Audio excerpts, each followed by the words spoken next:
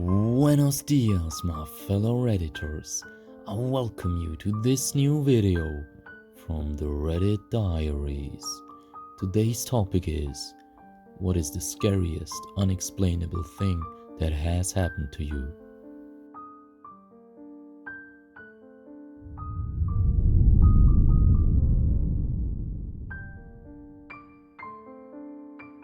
Right here at work a few nights ago during night shift, I was typing up an email to a customer and saw something out of the corner of my eye.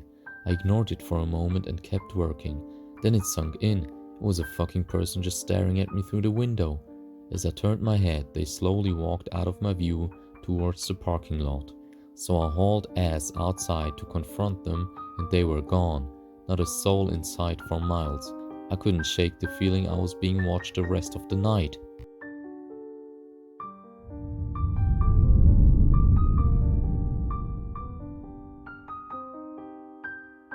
Well, I was gonna do my own AskReddit, but I think this is a good place to tell my tale. I'm a security guard and work graveyard shift for a federal contractor in an office building in the Washington DC area and have been at this site for about 2 months. The building is very secure. You need a keycard to get in the building and to move around within the building. Well, today when I show up to work, the guard I'm relieving tells me that he got a prank call, death threat over the phone. I told him to shut the fuck up and go home, but he was serious and had a report written up and everything. So the other guard tells me that he got a call around 7:20 from someone saying they were in the building in a weird scream voice. He just hung up on him, but they called back a few minutes later and do the same thing, saying, "Come find me, I'm on the 7th floor," and that they would cut him and stab him and all kinds of stuff, all in the same weird voice. Well, we have to do hourly patrols between 6 p.m. and 6 a.m., but he didn't do any of this because he was too freaked out. I don't blame him, so I asked him if he didn't mind staying a little longer to do my patrol with me. Well, we do the whole thing pretty thoroughly and don't see anything, so he goes home. Now it's about 11:15 p.m. and I'm sitting at the desk after completing my second patrol, abbreviated because I'm a little freaked myself, and I get a phone call. Immediately I start freaking out because it's from a restricted number and the only people that have the guard cell number are our main office and people from the company we contract for. I pick up the phone and this strange sort of wheezing voice starts saying, "What floor are you on?" My hands are shaking and I basically freeze and don't move or say anything. After asking me the same question several more times, they hang up and I call my supervisor, the building security manager, and our dispatch. The weirdest part is that the person obviously has knowledge of the building because they called right when I finished my patrol asking what floor I was on, and they told the other guard they were on the 7th floor, the top floor. Even though I know that there is a 99.9% chance that this is just a prank call from one of our old guards, there is still that 0.1% chance that there is actually an insane person in the building, and I've never been so scared in my life as when I heard that voice. At the time of writing it is 4:49 a.m. I'm not off till 6 a.m. Longest night of my life. Alright, here's the update now that I made it home, and believe it or not, but things did manage to get a little bit weirder in my last hour. Since it had been about 6 hours since anything had happened, I started to feel pretty normal again. Not 100%, but not cowering in fear either, when suddenly I hear a noise at the front door to the lobby. The lobby is shaped like a triangle, with the front desk/guard station at the base of the triangle, and the whole right side is a big window with the front doors at the far end of that side. I instantly turn off the speakers to the computer and freeze. I don't move for about a minute and roll my chair over to the camera monitors. The display has 9 camera feeds and switches to the other 9 camera feeds every few seconds, so I'm frantically trying to find the one that corresponds to the front door. Now there are some employees that start to show up between 5 and 6, but they all have key cards, so they come up from the garage through the elevator and no one has ever, tried to do this during the graveyard shift before. After what felt like an eternity, but was probably only about 25 seconds, I find the feed and click on it to maximize, and standing in front of the door, facing toward the camera, not into the building, is a figure in a black suit and a featureless face. I shit you not. My jaw drops and my heart races as the thought, "It's fucking Slender," keeps going through my mind. I immediately call my supervisor and tell him there is someone outside just standing there. He says he's 10 minutes out and he'll pull up to the front of the building. After an agonizing 10 minutes of staring at the feed and this guy not going anywhere, my supervisor finally calls me back and tells me to go to the front door as he walks up in case things get crazy. Turns out the guy outside was our new guard that no one told us was coming. I didn't know if I wanted to hug the guy or punch, but I was glad one of the weirdest nights of my life was over. We'll see how tonight goes.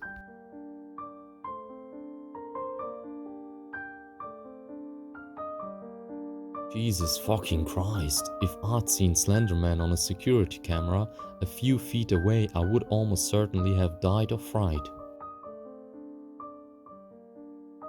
Maybe we can get Slenderman to do an AMA. I want to know what he does to get such a slender figure.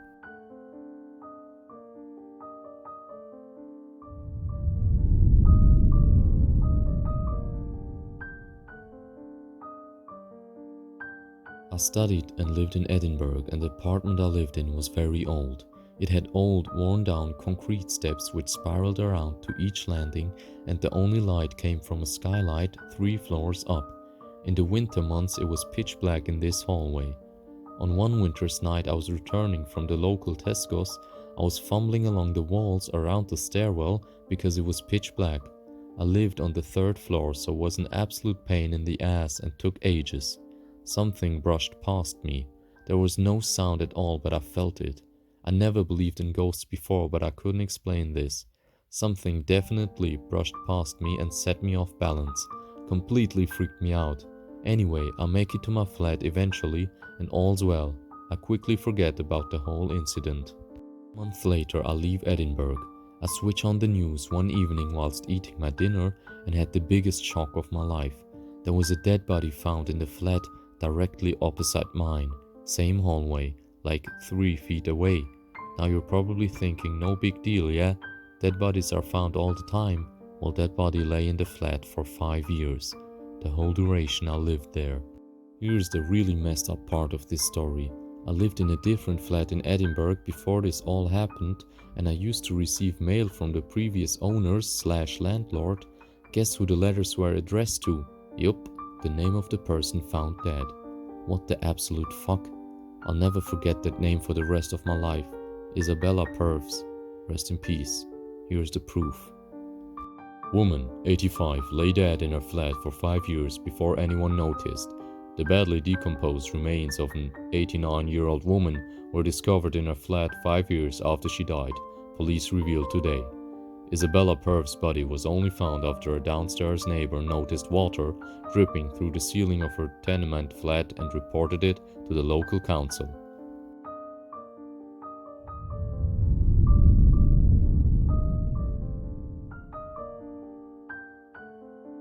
I think I'm being followed by death, and it is freaking me out.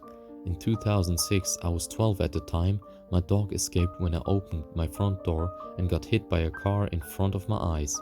This was at an intersection in New York City, so there were loads of cars. I had to run into the street and signal to the cars with my hands to stop driving so I could get to my dog. In the driver's seat of the car that I had stopped, I saw a young black woman with very short hair, maybe in her early 30s. She was just smiling at me. It made me angry that she saw that I was crying and holding my dying dog and was just smiling. I always thought it was weird, but didn't think about it for another 4 years. In 2010, my father passed away from liver cancer in a hospital in New York. I was in his room when I noticed that he had stopped breathing. I ran out of the room to get someone to help, though the hospital seemed rather empty at 2 a.m. I ran down the hallway to the reception desk of that floor and saw 2 nurses. I said, "My father has stopped breathing, someone please help," to one of the nurses. One of the nurses got up and started to call some of the doctors. The other nurse just smiled and stayed quiet and looked exactly like the woman I saw in the car 4 years earlier. My heart stopped, but I didn't have time to dwell on it because of the situation. Just imagine everything going quiet and slowing down while I stare at her and her smile widens amidst all of the chaos. It sends fucking shivers down my spine. My grandmother's funeral was this past Thursday. My mother and I were parking our car at the funeral home when we heard our back window shattering as if a bullet had gone through it. I got out of the car to see what had happened, and it turned out that we had backed into a tree, which shattered the window. I ran inside the funeral home to see if they could give us a garbage bag and duct tape, and I saw the same woman on the sidewalk in front of the home, wearing a hat, looking at me, walking by, but I didn't have time to stop. Edit. People have said that it is possible that I'm seeing a different woman each time and that I'm delusional/racist.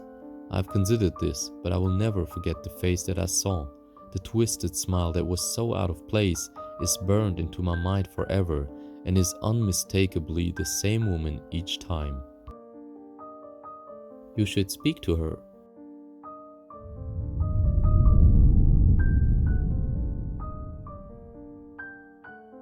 When I was a kid, I liked to climb on the sofas, kitchen counters, etc. and imagine I was on some sort of adventure. One day I decided to climb the washer and dryer. As I reached on top of the dryer, my foot slipped and I started to fall backwards. Then I felt a fucking hand push me upright on top of the dryer. I instantly turned around, expected my angry Asian dad banning me from climbing on shit, but no one was there. Now if I would have fallen backwards, I would have smacked my adventurous head on the edge of the granite counter.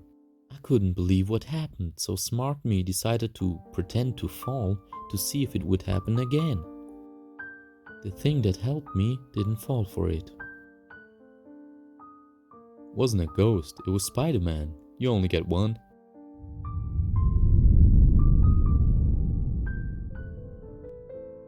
Guys, thank you so much for watching this video until now.